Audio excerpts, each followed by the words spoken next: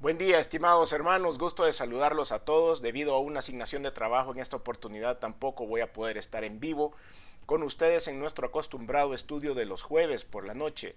Sin embargo, acá les entrego el mensaje de hoy. Gracias por siempre estar pendiente de este ministerio y espero que disfruten este estudio como yo lo estoy haciendo a lo largo del libro de los Hechos. Esta oportunidad tenemos una historia que está llena de detalles y para poderlos comprender exactamente todo lo que está sucediendo, vamos a ver algunos términos muy específicos de el trabajo naval. Pero vamos a iniciar, por supuesto, con una oración porque queremos, como siempre, dejar este espacio en las manos del Señor. Padre, te damos gracias por darnos la oportunidad de poder compartir este estudio bíblico con nuestros hermanos y amigos que se conectan a través de estas plataformas. Te doy gracias, Señor, por darnos la oportunidad de leer la palabra, de encontrar todos estos detalles que hay en ella y por supuesto de aprender, de ser instruidos en cómo enfrentar ciertas cosas que van a pasar en nuestra vida, las acechanzas, pero también, Señor, sobre todo, a estar atentos siempre a lo que tienes para decirnos en medio de las circunstancias difíciles. Te damos gracias, Señor, por toda la evidencia que hay aquí de tu mano poderosa, de tu piedad y de tu gloriosa compañía. Señor, te pido por todos aquellos que están pasando una situación difícil, aquellos que están luchando con una tempestad en sus vidas, para que tú puedas glorificarte. Te doy gracias, Señor, y te pido que pases adelante y te hagas cargo de todo lo que vamos a decir. A ti sea la honra y la gloria, en el nombre de Jesús. Amén. Gracias una vez más a todos por su atención a este estudio. Vaya conmigo a la escritura, vamos a analizar el libro de los Hechos capítulo 27, que es el texto que nos toca en esta oportunidad, en este estudio sistemático que hemos hecho del libro de los Hechos. Hemos titulado este mensaje ¿Qué hacer en la hora más oscura? ¿Qué hacer en la hora más oscura? Hemos visto cómo el apóstol Pablo a lo largo de los últimos capítulos ha sido agredido, ha sido metido preso, señalado, y creo que en cierto sentido o en algunos momentos él pudo haberse preocupado. Él mismo lo expresa después en otras de sus epístolas, en que en algunos momentos estuvo temeroso de perder la vida, pero en esta oportunidad él enfrenta los elementos, desafía las tormentas, pero no las tormentas de la vida a través de personas, sino que realmente las tormentas de la vida. Está enfrentando un huracán y tenemos que aprender también de él, porque en medio de las circunstancias causadas por otros seres humanos, como él ha venido peleando, el Señor siempre ha estado con él, ha tenido una defensa inspirada por el Espíritu Santo. Pero ¿qué hacer cuando se avecina un huracán, cuando viene un terremoto, cuando algo está pasando, cuando hay un accidente en el medio de transporte en el que estamos? Tenemos que acudir a Dios. La respuesta siempre va a ser la misma. Ahora está él en su viaje hacia Roma y ahí sucede todo este evento que vamos a analizar a lo largo de todo el capítulo 27. Pero para poder hacer esto vamos a analizar ciertos elementos que se usan en el trabajo naval, de manera que ustedes y yo, cuando ya leamos todo el capítulo, podamos entender de qué se está hablando, porque son términos bien específicos, bien técnicos. Pero vamos a ver esto. Por ejemplo, en el versículo 9, Hechos 27:9, habla acerca del ayuno. Ya lo vamos a leer, pero quiero que vayamos entrando en todos estos términos específicos. Y dice que ya habían terminado el ayuno. Cuando leamos eso en el versículo 9, vamos a estarnos refiriendo al día de la expiación. El día de la expiación, esa celebración judía ya había terminado y entonces habían ellos también terminado el ayuno. Las embarcaciones en tiempos pasados no usaban brújulas porque no se habían inventado todavía. Se guiaban por las estrellas y cuando estaba nublado pues era casi imposible navegar y era muy peligroso hacerlo. Y ellos habían esperado hasta terminar la fiesta de la expiación para empezar esto. Si nosotros tomamos, como se los he dicho en otras ocasiones, para hacer un buen estudio tengo que encontrar marcadores históricos. Y el día de la expiación generalmente terminaba en la época de septiembre más o menos, y esa era la época en la que se volvía más peligroso navegar. Esto es importante. El ayuno es una referencia al día del sacrificio que se celebraba a fines de septiembre y a principios de octubre. Este ya había terminado, lo cual era una manera de decir que ya se acercaba el tiempo invernal en esa zona del mundo, que era muy peligrosa para la navegación. Es muy riesgoso navegar el mar Mediterráneo en esa zona. Mucho menos, o mucho más bien, cuando la tecnología y los medios de transporte en aquella época eran tan vulnerables. Después vamos a oír una palabra que se menciona, que es el esquife. El esquife, lo podemos ver en el versículo 16. Y el esquife era una pequeña embarcación que se utilizaba para transportar a las personas hacia el puerto de un navío grande. Digamos, usted iba en un barco grande y su calado no le permitía llegar a un pequeño puerto porque la profundidad del agua era muy poca. El barco grande podía encallar, entonces ellos quedaban un poco más adentro y se iban en una pequeña lanchita hasta ese puerto. Esa pequeña lanchita se llamaba esquife, ténganlo en cuenta. Después vamos a ver una palabra que parece que es un monstruo de la mitología. Se menciona la palabra Euroclidón. Euroclidón, lo vamos a escuchar también. ¿Qué era esto? Bueno, era un viento huracanado acompañado de lluvias borrascosas, que es muy común hasta el día de hoy en el centro sur del Mediterráneo, en la estación fresca. Sopló de repente sobre el barco de ellos, en el que se encontraba Pablo, y el término griego de Euroclidón significa la unión de los vientos euros, vientos del sudoeste y del este, y aquilo, que significa viento del nordeste, y describe un curso de vientos como este, norte, este, o sea, un remolino, en otras palabras, vientos que se unen en ese punto, y a ese fenómeno todavía hoy se le llama Euroclidón. Después vamos a encontrar otra palabra que se llama barlovento, barlovento con B grande. Es la parte de donde viene el viento con respecto a un punto o un lugar determinado, es decir, la parte que da cara al viento. El término proviene de barloa, que significa cable o calabrote de amarre, que a su vez procede del francés parloft, y esto es de donde sale este término. Viene el otro término que también vamos a escuchar, que se llama sotavento, y es la parte opuesta. Por ejemplo, este es el barco, el viento le pega de este lado, ese es barlovento, y sotavento sería este lado, donde el viento no pega sino que sale. Es la parte opuesta.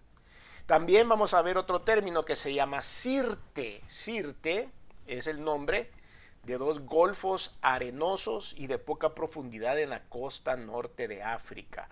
Está el Sirte Mayor, que ahora se llama Golfo de Cabes, al este de Tunisia, y el Sirte Mayor, que es el Golfo de Sidra, al oeste de Sirenicia. Ambos eran muy peligrosos para la navegación porque eran de poca profundidad. Por eso los marineros siempre trataban de alejarse del Sirte. Lo vamos a ver que lo mencionan acá también.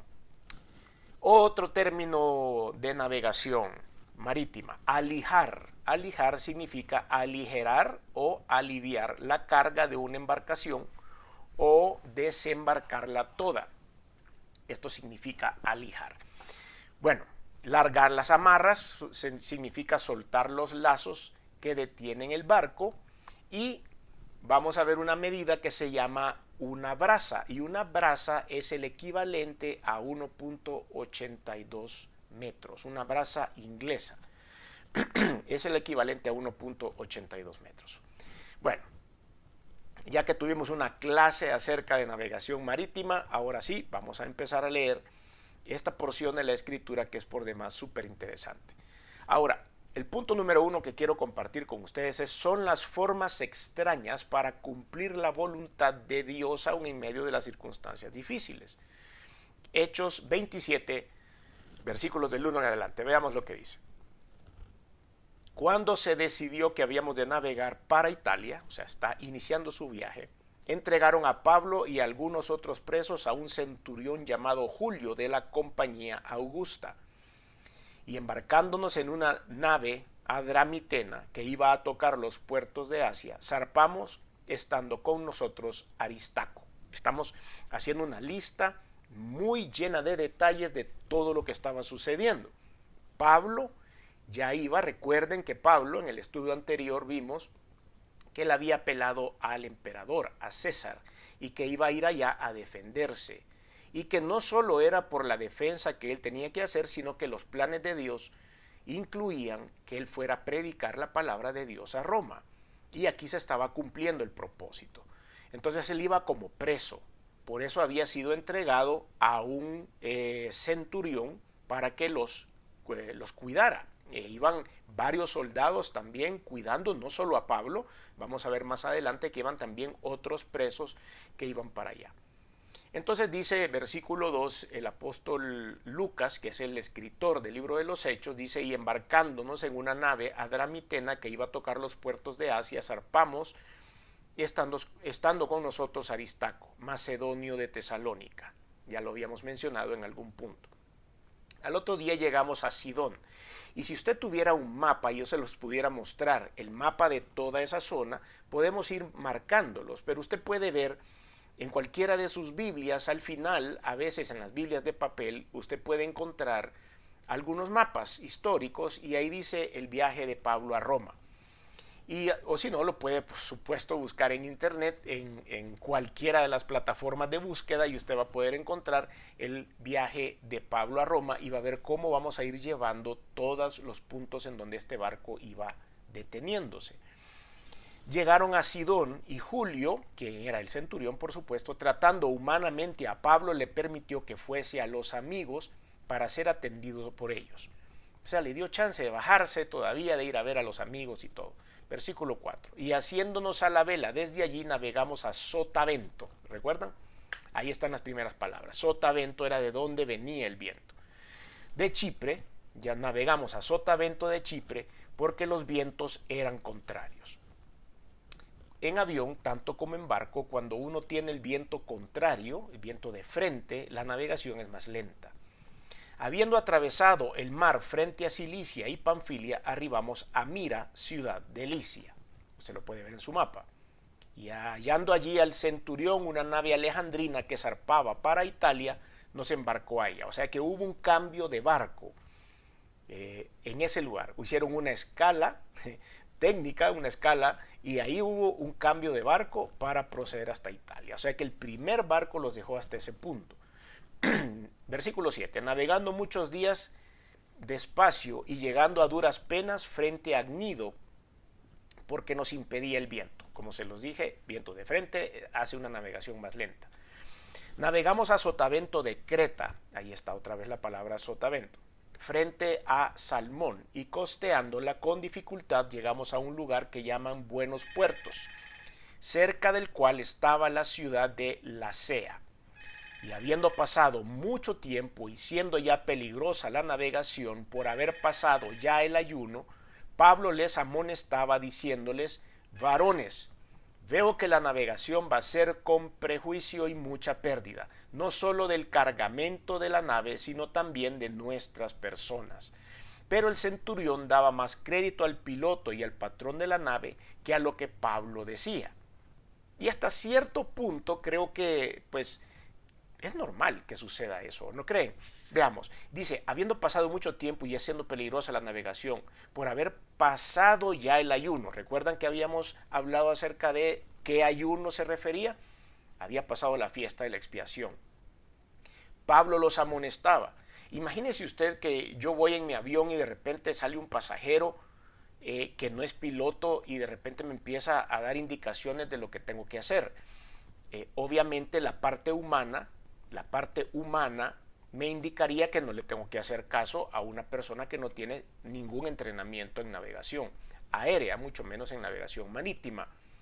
Y él se para y le dice: varones, veo que la navegación va a ser con prejuicio y mucha pérdida, no solo del cargamento de la nave, sino también de nuestras personas. Pero el centurión, por supuesto, daba más crédito al piloto y al patrón de la nave que a lo que Pablo decía. Hasta ahí los puedo comprender en la parte humana. Sin embargo, Dios usa canales que ustedes y yo ni siquiera podemos comprender para podernos dar una verdad. Eso también me ha pasado en muchas ocasiones. Por supuesto, nuestra responsabilidad humana a veces nos hace confiar en el entrenamiento, nos hace confiar en el consejo de la persona que tiene expertise en el área de lo que nos está aconsejando. Pero a veces tenemos que tener una pausa espiritual aún en medio de las cuestiones profesionales para poder identificar cuando viene el consejo divino. Es necesario que nosotros le pongamos atención a Dios en los momentos de dificultad, y no necesariamente lo que le va a aconsejar a usted su abogado para que usted pueda proceder en una causa jurídica, o no necesariamente lo que le va a aconsejar un farmacéutico para tomar en un momento de dificultad de salud, o no necesariamente lo que le va a aconsejar el pastor o el consejero cristiano en las medidas a tomar para un problema matrimonial. Creo que siempre la última palabra la debe tener el Señor. Y a veces Dios usa canales que a nosotros nos parecen ridículos para enviarnos una gran verdad. Es por eso que tenemos que estar atentos para saber qué es lo que Dios nos quiere decir y cuándo le tenemos que hacer caso a un pasajero que no tiene nada que ver con esto, o a un pasajero que probablemente Dios ha enviado para mandarnos una señal. Es necesario estar atentos. La voluntad de Dios revelada para el apóstol Pablo es una de las evidencias de su presencia. La dimensión del ministerio abarcaba testificar a los reyes, como ya lo hemos visto antes. En el libro de los Hechos, capítulo 9, versículo 15, dice: el Señor le dijo: ve, porque instrumento escogido me es este, para llevar mi nombre en presencia de los gentiles y de reyes y de los hijos de Israel. Estamos hablando acerca del apóstol Pablo en los momentos de su conversión. Ya estaba escrito desde que Dios hizo lo que hizo con Pablo, de que iba a haber en él una misión especial. La importancia de estar seguro de estar en la voluntad de Dios para tomar fuerzas. Debo estar seguro que estoy en la voluntad de Dios, de estar en el centro de su voluntad. Como lo he dicho, no hay mejor lugar para estar que el centro de la voluntad de Dios. Por eso los medios inesperados que Dios utiliza para que muchos conozcan la grandeza de Él va a ser evidente, aunque el diablo se oponga a esto. Ustedes y yo vamos a ver las evidencias, aunque el diablo se oponga y el diablo quiera confundirnos, el Señor nos dará la oportunidad de hacerlo. Pablo va como un preso a Roma, como que fuera, es injusto, ¿verdad?, verlo desde este punto de vista. Pablo fue como preso, pero iba con todos los gastos pagados. Lo iban tratando bien. El centurión Julio le tenía ciertas prerrogativas y él le permitía las libertades que él podía tener. O sea, él no iba mal realmente. Él se tenía que haber transportado a Roma. Y no veo en ninguna manera que Pablo pudo haber viajado de otra forma a Roma. Aunque él hubiera ido por sus propios medios, Pablo no creo que pudo haber viajado de otra manera a Roma más que subirse en los barcos que estaban disponibles en ese momento para llegar hasta allá. O sea, el viaje hubiera sido bastante similar. Entonces vemos que aunque iba preso injustamente, pero parte de todo era lo que se iba a vivir de todas maneras. El medio de transporte no estaba planificado y no era el mejor, por supuesto. Iban buscando en qué barco irse. El favor de Dios en condiciones desfavorables siempre va a estar presente cuando estamos sentados en el centro de la voluntad de Dios. Pablo está sujeto a la toma de decisiones de los que estaban en autoridad en ese barco. Lo mismo hubiera sido si él hubiera ido en otro barco por sus propios medios, no estando preso. Todo eso estaba considerado por Dios. Todo eso estaba considerado porque aún las personas que están en puestos de autoridad van a ser enseñados a través de aquellos que han sido enviados por Dios y que caminan junto a Dios. En este mismo caso les podemos mencionar a Jonás. Recuerdan, Jonás se había subido en ese barco y estaba navegando hacia allá cuando él estaba fuera de la voluntad de Dios.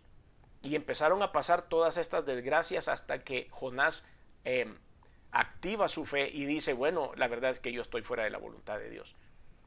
Y de esa manera, ¿cómo arreglaron el problema en ese barco? Pues lo sacaron, lo tiraron al agua. Y ahí nos dimos cuenta de que realmente Jonás estaba fuera de la voluntad de Dios. En este caso es totalmente opuesto al caso de Jonás. Pablo estaba en el centro de la voluntad de Dios, estaba a bordo de este barco, y lo que vamos a ver a continuación de lo que sucede es gracias a caminar en la voluntad de Dios. Pero para mientras, Pablo está sujeto. Recuerdan que el centurión, como dijimos en los versículos 5 y 7, le hace caso a los expertos, obviamente.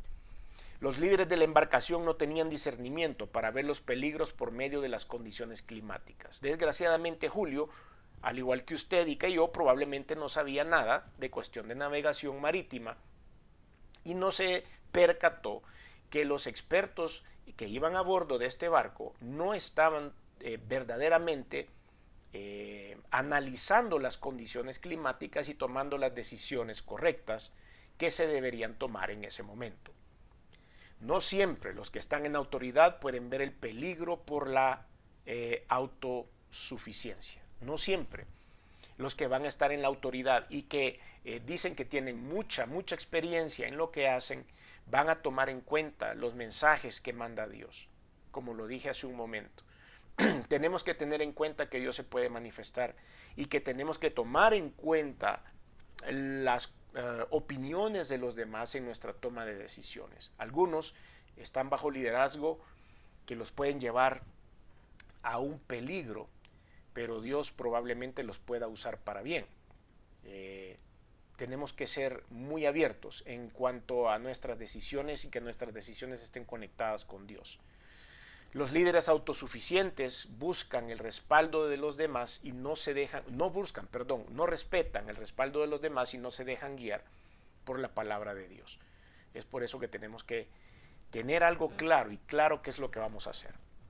Formas equivocadas para tomar decisiones cruciales. Vamos a ver qué sucede aquí. Vamos a leer a partir del versículo 12 al 20. Y siendo incómodo el puerto para invernar, la mayoría acordó zarpar también de allí, por si pudiesen arribar a Fenice, puerto de Creta que mira al nordeste y al sudeste, e invernar allí. Quería decir que el puerto donde ellos habían parado en ese momento, no tenía condiciones de hospedaje, no tenía condiciones de buena comida, en donde todo ese grupo de personas era grande. Ya vamos a ver más adelante cuántas personas eran. No crea usted que iban en un barquito pequeñito, en una lanchita, unas 10 o 15 personas. Ya vamos a ver más adelante. Iban varias personas. Hay un número exacto. No se lo voy a revelar para mantenerle capturada su atención. Pero más adelante usted se va a dar cuenta de que probablemente en este puerto habían 2 o 3 hostales a donde quedarse y 2 o 3 restaurantes, pero el número de personas superaba eso. Entonces ellos tenían que buscar irse para otro lugar. Y por eso buscaron arribar a Fenice, puerto de Creta, para invernar allí. Versículo 13. Soplando una brisa del sur, dice, pareciéndoles que ya tenían lo que deseaban, quería decir que el viento había cambiado y en ese momento lo tenían de cola para poder navegar más fácilmente. Levaron anclas, quiere decir que quitaron las anclas de adentro del agua, del fondo del mar, e iban costeando Creta.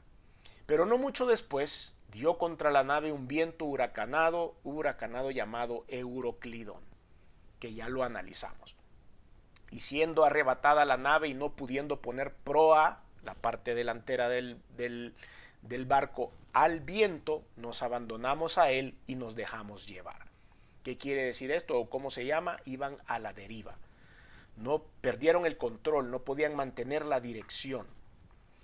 Y habiendo corrido a sotavento de una pequeña isla llamada Clauda, con dificultad pudimos recoger el esquife. ¿Recuerdan quién era el esquife? La lanchita con la que se transportaban a los puertos cuando la profundidad no era muy grande. Y una vez subido a bordo, subieron la lanchita, usaron de refuerzos para ceñir la nave. Recuerden ustedes que estos barcos eran de madera, de trozos de madera, y que por supuesto cuando había demasiada fuerza de la marea, estas maderas empezaban a separar entre ellas, y entonces había que volverlas a amarrar o apretarlas, y por eso dice aquí que una vez subido a bordo en la lanchita, usaron de refuerzos para ceñir la nave. La tenían que apretar porque se podía aflojar y hacer agua en medio de la tempestad. Y teniendo temor de dar en la sirte. ¿Recuerdan la sirte? La sirte era esos bancos de arena, dos bancos de arena, la sirte mayor y la sirte menor, que ya habíamos hablado, de los cuales los marinos se tenían que alejar para no encallar, que todavía están ahí. Y teniendo temor de dar en la sirte, arriaron las velas y quedaron a la deriva. Quieren decir que guardaron las velas y empezaron a navegar con la corriente marina y no con la corriente del aire. Pero siendo combatidos por una furiosa tempestad, al siguiente día empezaron a alijar. También repasamos que era alijar.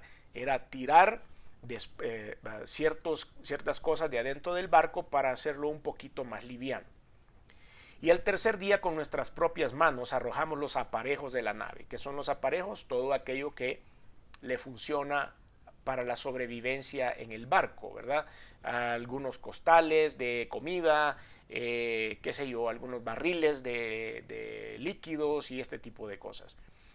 Versículo 20. Y no apareciendo el sol ni estrellas por muchos días y acosados por una tempestad no pequeña, ya habíamos perdido toda esperanza de salvarnos. ¿Recuerdan ustedes cómo dijimos que ellos navegaban en esa época? Mis disculpas. ¿Recuerdan cómo dijimos que navegaban? No habían brújulas, habían unos aparatos que se llamaban sextantes. Y los sextantes usaban la posición de las estrellas. Y si las estrellas no están, ¿cómo navegaban? No podían, no tenían algún punto de referencia. No podían usar sus implementos de navegación. Entonces es importante ver que aquí la situación era apremiante. Ahora usted póngase a pensar y haga una aplicación personal. ¿Cuántas veces en su vida usted se ha encontrado en una tormenta como esta? En donde aparentemente vamos a encontrar en nuestra experiencia previa, en nuestra sabiduría, en el consejo de los amigos o en depositar nuestra confianza en algunos profesionales para salir adelante en medio de las circunstancias.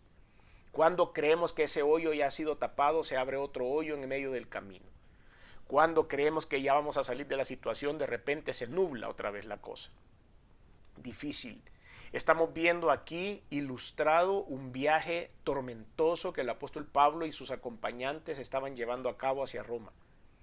Pero paso que dan, paso que se dificulta. Paso que dan, paso que se hace peor la situación. Y eso parece que se refleja a veces en nuestra vida. Es por eso que debemos aprender a confiar en Dios, a confiar en el Señor como que es el guía de nuestro camino, no como el que va a quitar la tempestad. El apóstol Pablo estaba siendo enviado por Dios a Roma a predicar su palabra y en el camino se encontró con el Euroclidón. Tal vez alguno de nosotros hubiera pensado, bueno, si el Señor había mandado a Pablo hacia Roma, ¿por qué no le quitó el Euroclidón del camino si tiene el poder y la autoridad para hacerlo? ¿Quiere decir que por eso Dios es malo? ¿Quiere decir por eso que Dios no nos ama o no nos quiere? No. Dios sabe que vivimos en un mundo peligroso. Dios sabe que vivimos en el mundo donde sucede este tipo de cosas. Y vamos a encontrar los euroclidones en el camino. Es parte de nuestro desarrollo de vida. Es parte de nuestro desarrollo de fe. Vamos a tener que salir adelante de los euroclidones, las tempestades, los problemas con los barcos y que las velas de nuestra vida estén a la deriva. Pero Dios seguirá estando con nosotros. No quiere decir que Dios no se va a manifestar en medio de las circunstancias. Sigamos viendo. Versículo 19. Y al tercer día con nuestras propias manos arrojamos los aparejos de la nave, y no apareciendo ni sol ni estrellas por muchos días y acosados por una tempestad no pequeña, ya habíamos perdido toda esperanza de salvarnos. Ignorar la palabra de Dios siempre va a ser la peor idea en medio de la tormenta. Creer que consultar el pensamiento de la mayoría es la luz verde para aventurarse cuando ya existe una advertencia de un no de parte de Dios, eso es la peor idea por hacer. Si Dios ya aclaró que es no, aunque todos los consejeros me digan sí, escuchemos la palabra de Dios. Pablo les había dicho, estoy seguro que este viaje no va a ser bueno.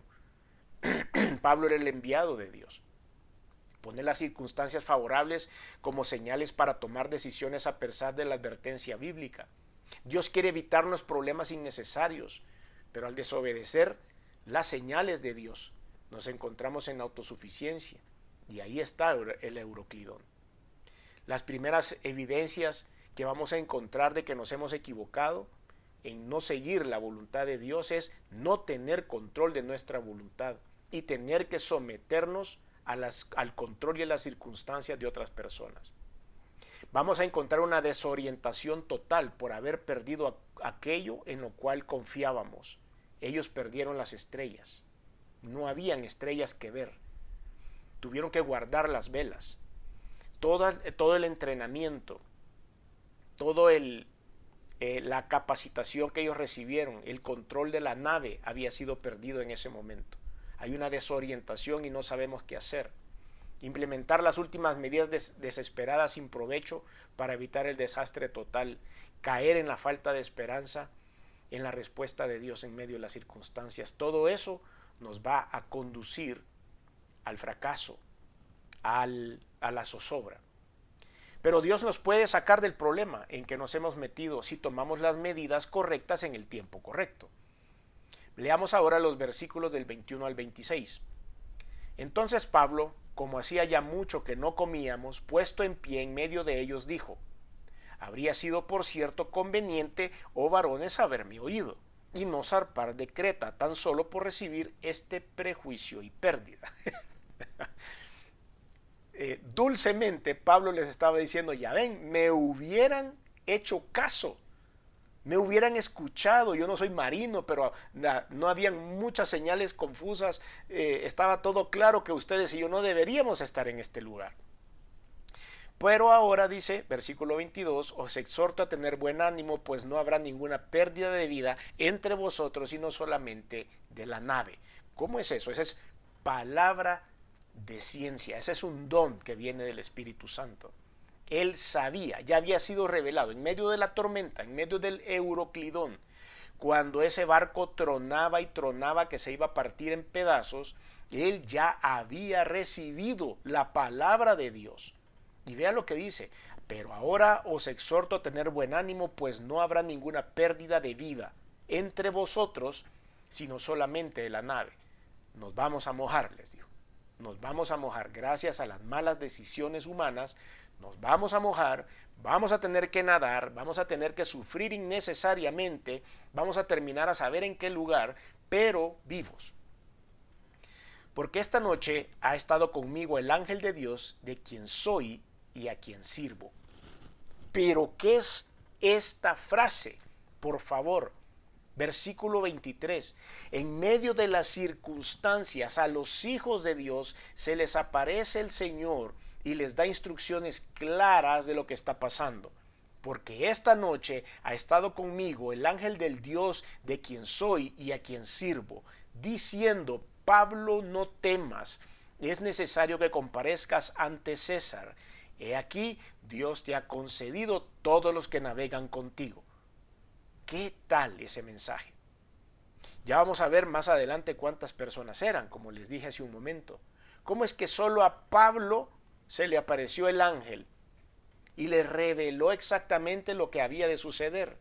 ¡Qué cosa más maravillosa! Eso solo sucede a los hijos de Dios. Por tanto, oh varones, tened buen ánimo, porque yo confío en Dios que será así como se me ha dicho. La fe es el factor más importante para la gloria de Dios y la manifestación de Dios en su vida. Si Pablo hubiera dicho: yo no creo que sea este el ángel de Dios, Yo creo más en lo que me están diciendo los pilotos de la nave. Yo creo más en lo que dicen las estrellas, en lo que hay que hacer técnicamente dentro del barco, a lo que pueda revelarme un ángel de Dios en medio de las circunstancias. Eso no es fe. Si usted quiere tener las consecuencias maravillosas de pasar en medio de la tormenta y sentir esa iluminación divina de parte de Dios, hay que estar alineado al pensamiento de Dios. Por eso Él se describe así, lo voy a volver a leer porque me emociona. Porque esta noche ha estado conmigo el ángel de Dios, de quien soy y a quien sirvo.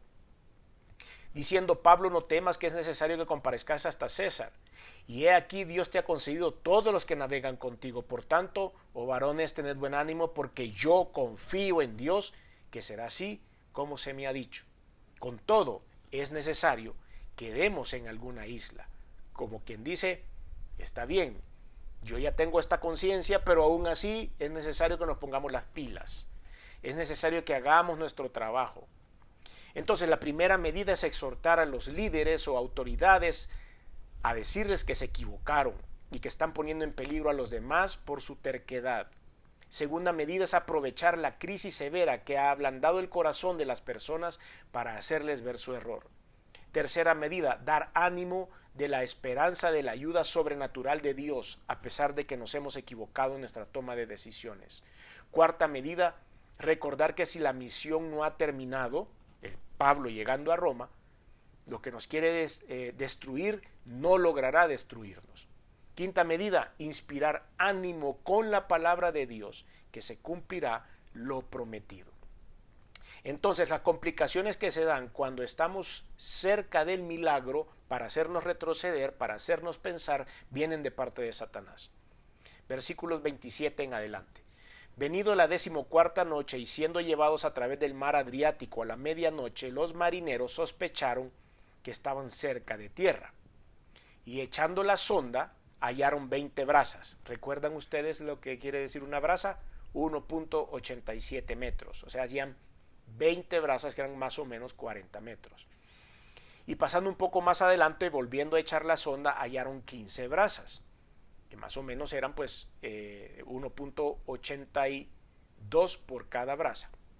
Y temiendo dar en escollos, o sea, en las piedras o en la arena de la playa, echaron 4 anclas por la popa. Proa, la parte frontal del barco; popa, la parte trasera. Entonces echaron anclas en la parte trasera para detener el avance del barco. Y ansiaban que se hiciese de día, o sea que era de noche. Entonces los marineros procuraron huir de la nave, y echando el esquife, o sea la lanchita, al mar, aparentaban como que querían largar las anclas de proa. O sea, se subieron a la barquita y dijeron, vamos a ir al frente del barco para ver las anclas de enfrente, a ver cómo están. Pero Pablo dijo al centurión y a los soldados, si estos no permanecen en la nave, vosotros no podréis salvaros. ¿Por qué? Es como que el piloto salte del avión en paracaídas y los deje a ustedes solos dentro del avión. ¿Quién se salva? Ellos se querían ir en la lanchita y salvarse solo la tripulación. Y Pablo le dijo al centurión, bueno, vos pone a todos tus soldados y no los dejes que se vayan, porque entonces sí no vamos a hallar qué hacer. Nadie sabe cómo manejar un barco o navegar un barco. Entonces los soldados cortaron las amarras del esquife y lo dejaron perderse. La lanchita se fue en las corrientes del agua. Cuando comenzó a amanecer, Pablo exhortaba a todos que comiesen diciendo, este es el 14º día que veláis y permanecéis en ayunas sin comer nada. Por tanto os ruego que comáis por vuestra salud, pues ni aun un cabello de la cabeza de ninguno de vosotros perecerá. ¡Qué cosa, qué palabra más poderosa! Y habiendo dicho esto, tomó el pan y dio gracias a Dios en presencia de todos y partiéndolo comenzó a comer. Entonces todos, teniendo ya mejor ánimo, comieron también, y éramos todas las personas en la nave 276. No eran 10, no eran 15, no eran 20. 276 personas. Y el Señor le dijo, ninguno de los que están contigo perderá la vida. Y Pablo de inmediato tomó el liderazgo de las 276 personas. Versículo 38. Y ya satisfechos, aligeraron la nave, echando el trigo al mar. Comieron, se saciaron y lo que sobró lo tiraron para que quedara más liviano el barco. Cuando se hizo de día no reconocían la tierra, pero veían una ensenada que tenía playa, en la cual acordaron varar, si pudiesen, la nave. Cortando pues las anclas, las dejaron en el mar, largando también las amarras del timón, e izada al viento la vela de proa, enfilaron hacia la playa. Pero dando en un lugar de dos aguas, o sea, a donde se encontraban dos corrientes, hicieron encallar la nave, y la proa hincada, la proa es la parte de enfrente, se enganchó, se encalló, hincada, quedó inmóvil, y la popa se abría con violencia en el mar. O sea, se quedó trabado de enfrente, la cola se le movía hasta que se empezó a despedazar. Entonces los soldados acordaron matar a los presos para que ninguno se fugase nadando. Pero el centurión, queriendo salvar a Pablo, les impidió este intento y mandó que los que pudiesen nadar se echasen los primeros y saliesen a tierra, y los demás parten tablas, parten cosas de la nave, y así aconteció que todos se salvaron saliendo a tierra. Se van a presentar señales falsas que esperan que se frustren los planes de Dios. Se presentarán temores de las circunstancias de alto peligro que crean incredulidad.